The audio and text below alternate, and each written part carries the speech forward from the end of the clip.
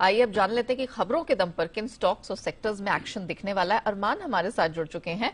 अरमान बताइए, data international market में भी बहुत है, हमारे मार्केट में भी बहुत है।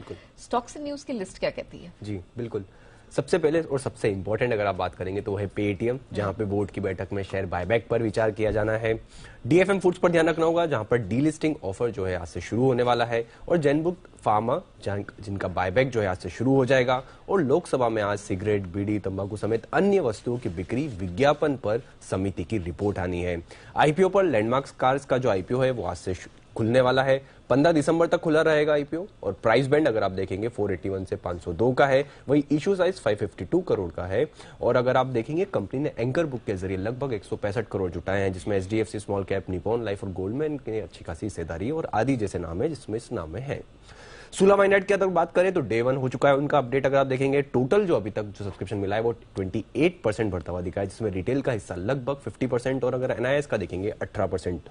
एबेंस होल्डिंग, जहां पर अगर वहां पर भी डे 1 हो चुका है, अगर टोटल सब्सक्रिप्शन देखेंगे तो 11% का आता हुआ दिखा है, रिटेल का हिस्सा 13% और एनआईएस का लगभग 12% का।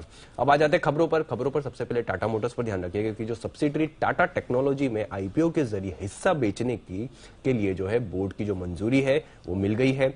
पावर स्टॉक्स पर ध्यान रखिएगा, जिसमें राज्यसभा में ऊर्जा संरक्षण बिल जो 2022 है वो पास हो चुका है। और इस बिल में नॉन फॉसिल एनर्जी के जो आप इस्तेमाल और कार्बन क्रेडिट के लिए जो भी हैं अनिवार्य ट्रेडिंग जो है वो अनिवार्य कर दी गई है। केस इंटरनेशनल कंपनी को लगभग 1350 करोड़ के जो है ऑर्डर मिले हैं। उसी के साथ साथ बीजीआर एनर्जी पर ध्यान रखिएगा, क्योंकि कंपनी को आईओसी से लगभग 330 करोड़ का जो है ऑर्डर मिलता हुआ दिखा है। आरएसडब्ल्यूएम राइट इश्यू, समिति ने राइट इश्यू को मंजूरी दी थी और एंटाइटलमेंट रेशियो 1:1 का रखा है और इश्यू प्राइस रखा है 100 का। और अंत में star health allied and insurance पर ध्यान रखिएगा, क्योंकि उनका नवंबर का अपडेट है, जिसमें हेल्थ रिटेल प्रीमियम की अगर आप बात करेंगे तो वो लगभग 18% बढ़कर आई है। वहीं अगर आप टोटल ग्रॉस डायरेक्ट प्रीमियम की अगर बात करेंगे तो वो भी 16% बढ़कर आती हुई दिखी।